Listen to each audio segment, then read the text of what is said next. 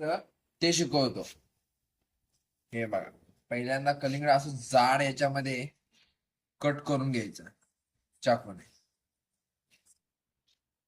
जमल तसं. ओके.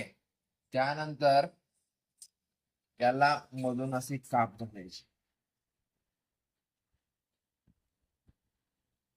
असे मोठे मोठे काप घालायचे.